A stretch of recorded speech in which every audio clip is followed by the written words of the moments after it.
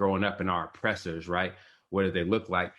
Well, how do you think it felt living in their backyard?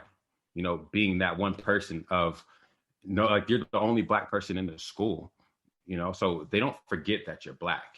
I just want people to realize like you're there are certain things that you grow up in, and you have to, Jojo said it before, you have to mature at a very, very fast clip because your parents are telling you things like, hey, this is why you're not being invited to these birthday parties. This is why you're not getting invited to these extracurricular activities. And they're trying to do that so delicately without dimming your light. So imagine that, imagine growing up in an environment where you're not really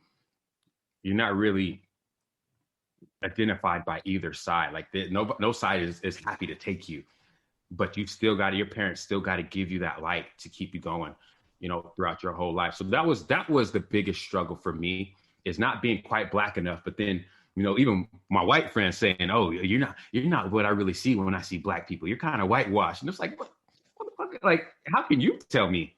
You don't know. And that happened more times than not. Like I tell you not. I mean, it happened in high school or mostly in college. You're not black. Exactly. You're not black, but you talk a little different, or it comes in this form. You're different than the rest of them. Where it's like, what does that mean? What is the rest of them?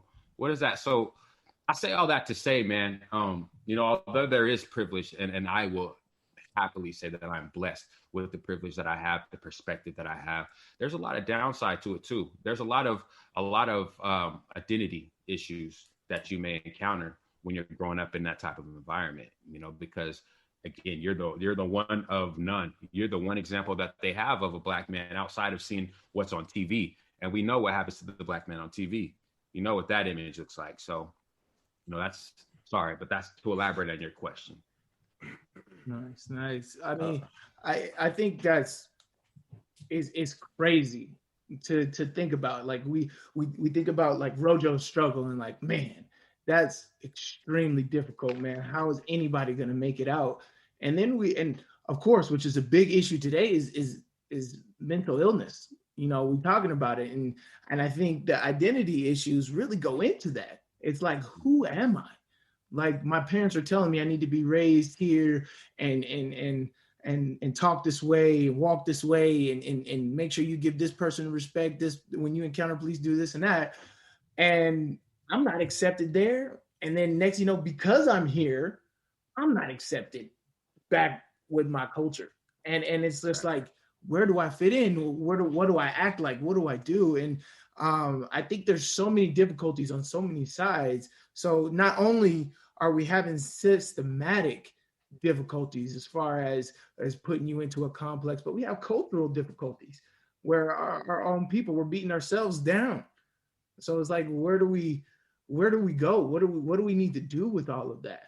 And so I definitely want to hear, like, so Watts, I want to talk to you. You had a more cultural experience with more like individuals in your upbringing. What was it like for you as far as your experiences growing up with your culture? So I think this conversation is really intriguing to me to see how we all look at excuses and how we grow up. Because, for example, excuses for me means that you're okay with a failure.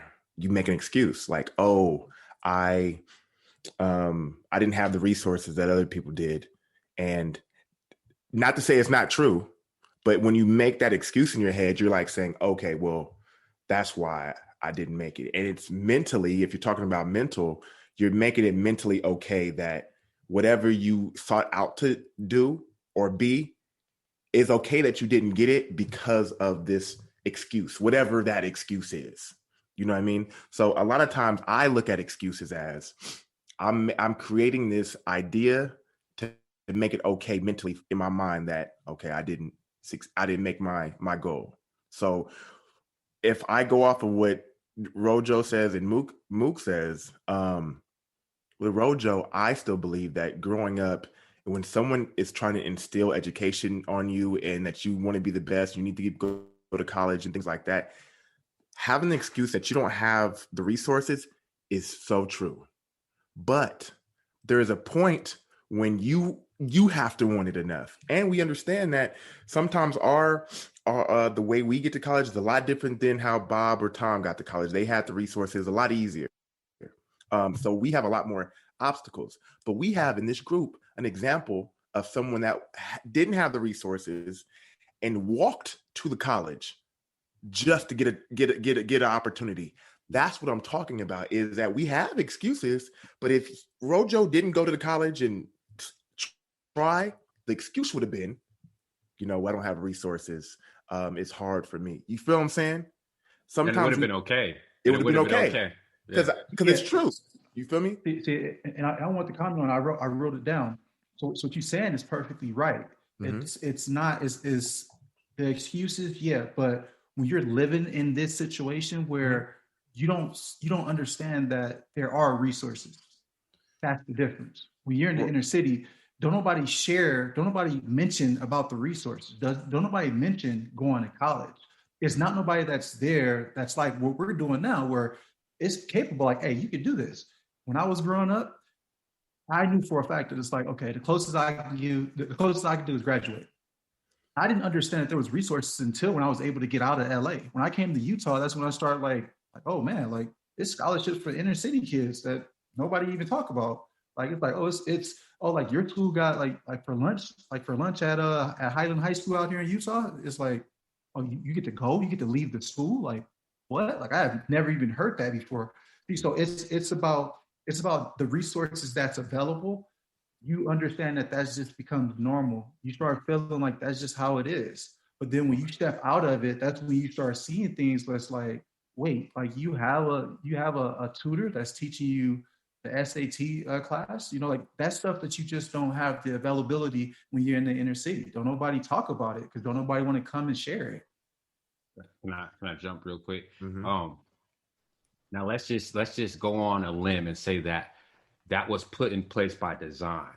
Mm-hmm. You know what I'm saying? Let's go on a limb and say that's the case. And people are at a very, very, very early age saying that, hey, you're not going to be able to do this. And you're not going to that's where I think the excuses come into place. Again, this not your fault that you were taught that.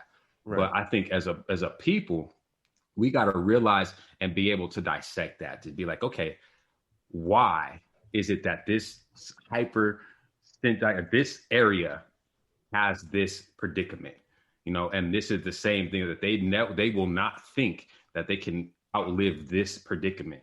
Like, I think that the change that had to happen with you was you outgrew that area. Your mindset outgrew that area. We're like, although somebody at one point told me that I'm not going to be this, I'm not going to be that, I'm not going to be this, my mindset was bigger than that excuse. You know what I'm saying? There's always going to be that excuse there. But with you, I know, because you talked to me, a little bit about your background, and there was a turning point where you had the inspiration to realize that, you know what, I'm not my environment. I'm bigger than everything that I'm seeing. And I think that happens no matter, again, what you look at it. Even if let's say we were all, in a different scenario where we weren't, in a poverty-stricken environment, still, in order to be a successful business person, odds are stacked against you. But you got to, in your mindset, say, I don't give a fuck what those odds are. I'm going to get it. There is no fail. And that, to me, is the biggest turning point within that. Because us as a people, I don't believe that we just happen to fall into the situation that we're in. I don't think that's the case at all. But we're in that situation. It's just what it is. It's what it is. How are we going to maneuver our way out of that? Right. So then to follow up, because I completely agree, is that that's why I think that the dynamic of this group is so important, and that it needs to be seen, is because you have kids in the inner city that only see football players, they only see actors, they only see what they see on the mainstream. Why can't they see someone like me that is a pharmaceutical rep in a suit, and I have a Rolex, or I have nice shoes, I have a nice car, but I have nothing to do with sports, I have nothing to do with the social media. You know what I mean? I'm just a guy working. You know what I mean? And sometimes having that visual can help an inner city kid just see like, oh man, there is a different opportunity somewhere. You know what I mean? So that's why I love the dynamic of us, is that we can show kids that, hey, you don't have to be the norm of what a Black person has to be successful. You know what I'm saying? And that goes into the mental mindset, like what you talked about, Mook, is because, again, you can make that excuse. Or JoJo, you could say, you know what? I didn't have the same opportunities because I was with all white people and they picked on me. Like, if anything came up stolen, if anything, the slave book came out, they all looked at me and I felt belittled. I felt like I was not a part of the group.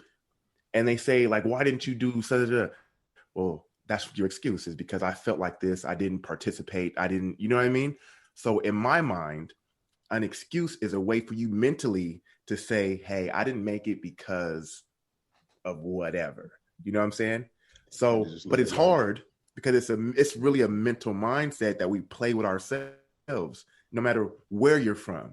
So that's why excuses to me are so damaging, because you can, like Mook says, you can find an excuse no matter if you can always find an excuse if you're looking for it. No matter waiting what for you to drop that. I knew you Like, drop like you drop my assholes, terms all the Like time, bro. assholes. You always be using my slang. I try to steal it before he uses it. So then if anybody say anything, I'd be like, well, check It's mine, episode 1. trademark. Yeah. Hey, but what's crazy is, man, like that's why, to kind of pivot off, you said, that's why dudes like Nipsey, even us, right? Nipsey was so important because he was removing excuses from their target community, right? Their target community, because we said this is systematic. We didn't just fall into this, man. We know what time it is. We're not going to dance around it. Like this environment that we're in was created. So that excuse, we might have that, but we got to pivot. You got to do like Nipsey, that was penetrating communities that had the right to have every excuse in the book.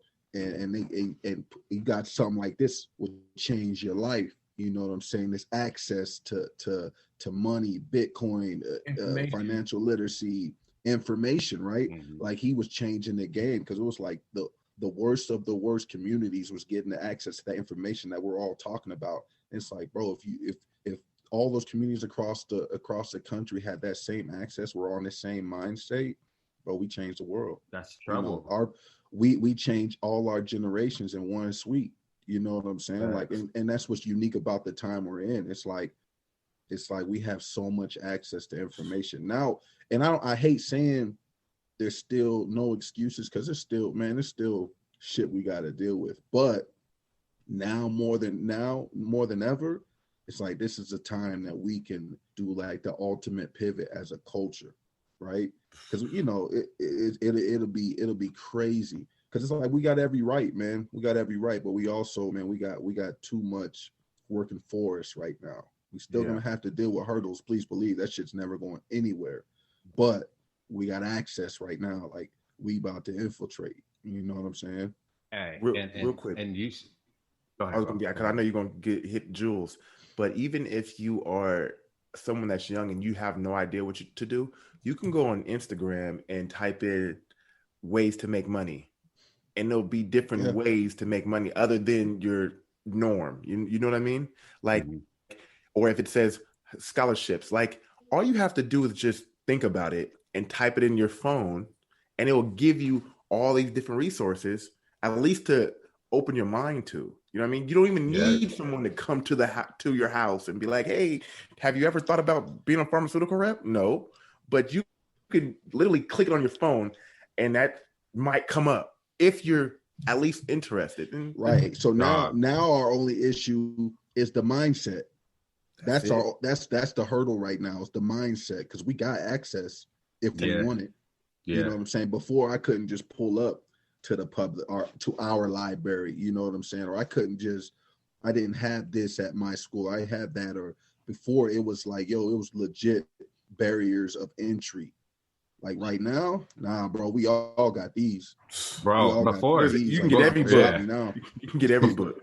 But when you think about it before, man, it was about, like, again, seeing it. It all comes down to guidance, really. Let me just really hit it. It comes down to guidance. You know, what happened in the inner cities, and this is something that we talked about last time, is they took away our guidance.